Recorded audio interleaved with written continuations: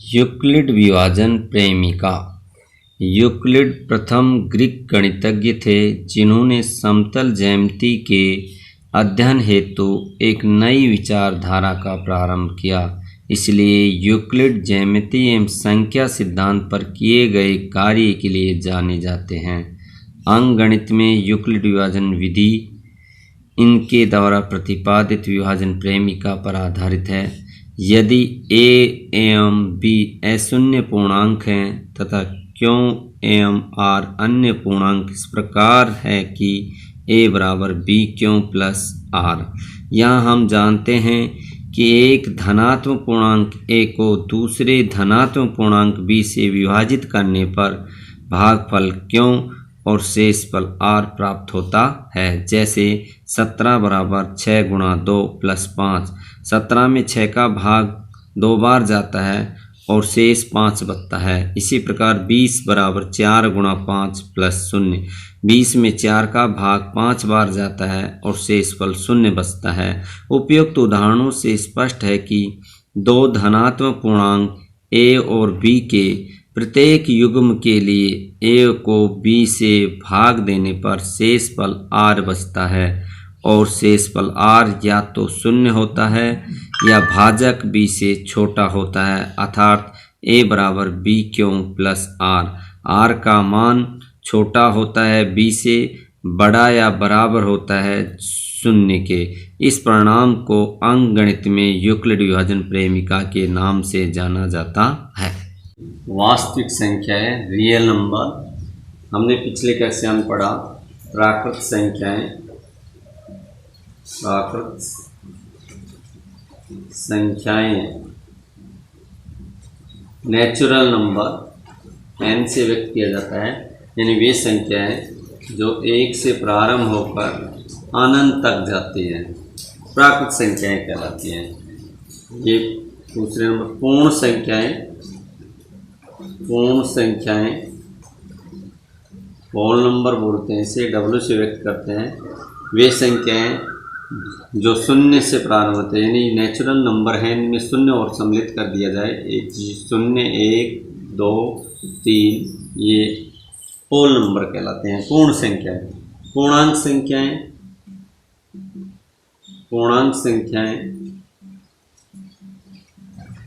इन्हें Z से व्यक्त किया जाता है और इसमें प्लस के स्थान पर माइनस के समूह आ जाता है, यानी 0, 1, 2, 3 डॉट डॉट और इधर -1, -2 डॉट डॉट। तो प्लस माइनस की संख्या होती हैं, वो पूर्ण संख्याएं कहलाती है। फिर हमने पढ़ा प्रमेय संख्याएं।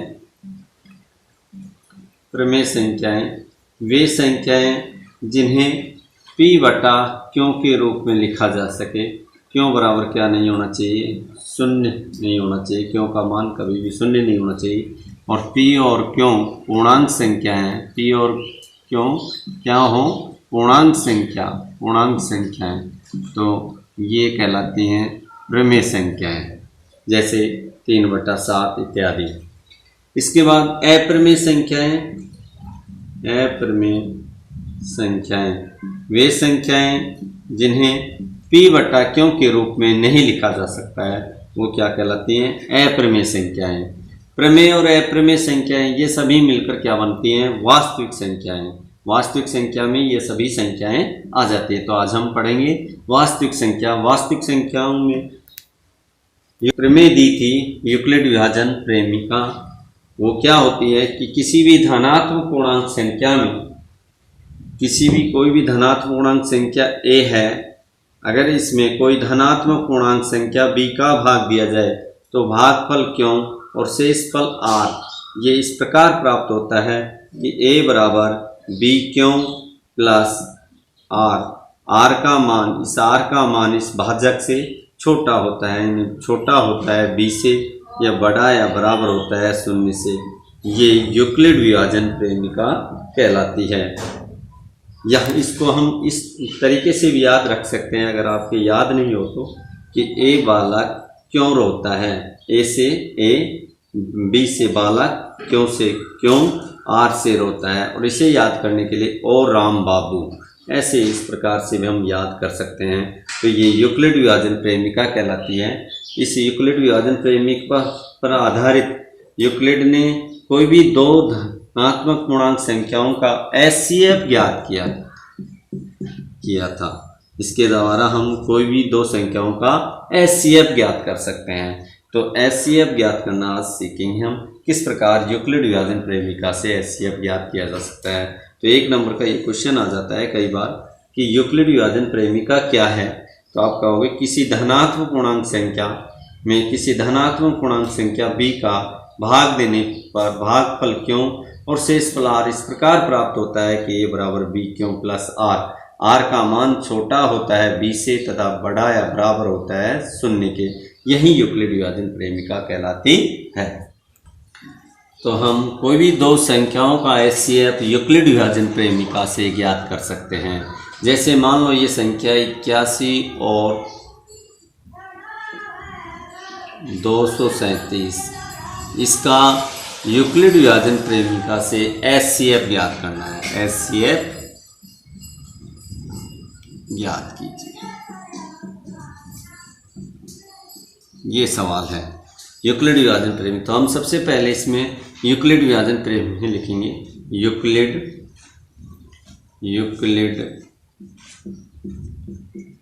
विभाजन प्रेमिका क्या होती है? a बराबर b क्यों प्लस r का मान छोटा होता है b से या बराबर या बड़ा होता है 0 के। ये यूक्लिड विभाजन प्रेमिका है। इसे चरणबद्ध करेंगे हम। यहाँ a का मान हो गया 237 और b का मान होगा 81। तो 237 बड़ा है किससे? 81 से। तो चरण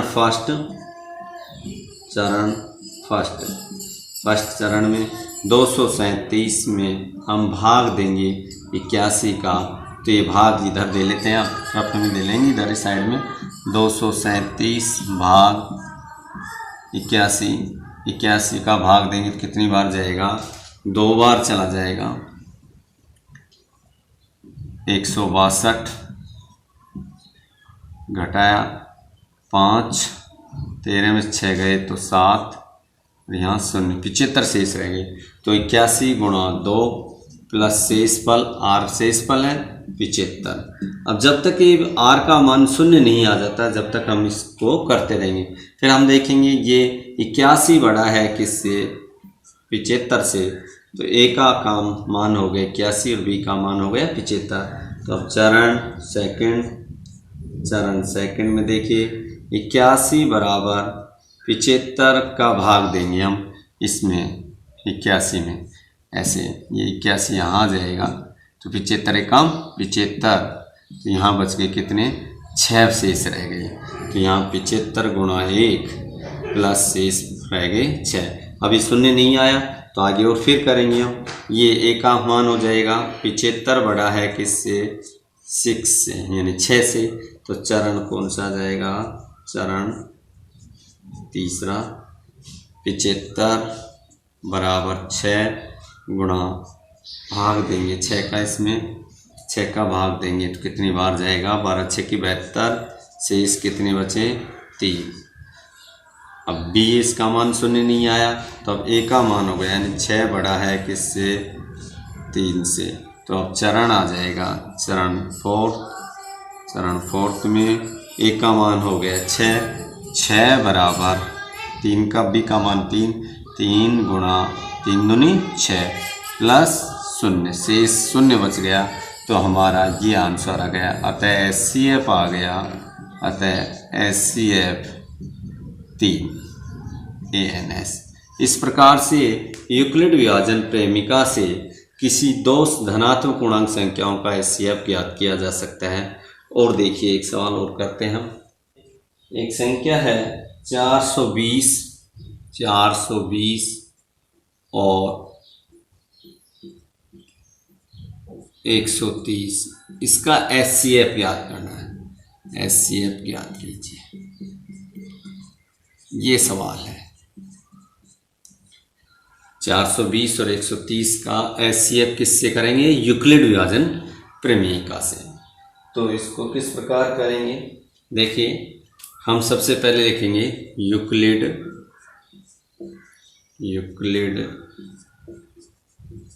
विभाजन प्रेमिका से। क्या है यूक्लिड विभाजन प्रेमिका? a बराबर b क्यों प्लस r का मान छोटा होता है b से या बराबर है बड़ा होता है शून्य की। ये यूक्लिड विभाजन प्रेमिका है। इससे इसकी तुलना करें तो a का मान यहाँ पर 420 और b का मान 130 हो गया, यानी 420 बड़ा है किससे? 130 से। तो चरण फर्स्ट में 420 बराबर 130 गुणा, यानी 420 में हम भाग देंगे 130 का ऐसे, तो 13 3 40, 3 बार जाएगा 390, शेष बच गए 0, यहाँ 12 में से 9 गए तो 3, यहाँ 0, 30 बच गए। यहाँ 3 बार भाग दिया प्लस शेष रहा 30। नेक्स्ट अब देखिए ये इसका मान 0 नहीं आया, तो अब a बराबर हो गए 130, यानी चरण सेकंड 130 बड़ा है किससे? 30 से, तो a बराबर 130 b बराबर 30, इसमें भाग देंगे, यानी ये 30 का भाग देंगे 130 में ऐसे, तो 4 बार गया 120, शेष बच गए 10, तो यहाँ गुणा 4, शेष रहे 10। अब ये देखिए इसका मान 0 नहीं आया, तो आगे फिर करेंगे हम। चरण कौन सा आ जाएगा? चरण तीसरा स्टेप 3 कि 30 बड़ा है किससे? 10 से, तो 23 बराबर 10 गुणा 10 या 30 प्लस शेष 0 रह गया, यानी इसमें हम 30 का भाग दे देंगे इसे, 10 या 30, 0 बच गया। तो इस प्रकार जब तक 0 नहीं आए, r का मान 0 नहीं आए, जब तक एक हम करते रहेंगे। जैसे इसका मान 0 आ जाता है तो जो p का मान होता है वही HCF होता है, अतः HCF आ गया, अतः HCF 10 महत्व समापरिवर्तक। तो इस प्रकार से यूक्लिड विभाजन प्रेमिका से किसी भी दो धनात्मक पूर्णांक संख्याओं का HCF हम ज्ञात कर सकते हैं।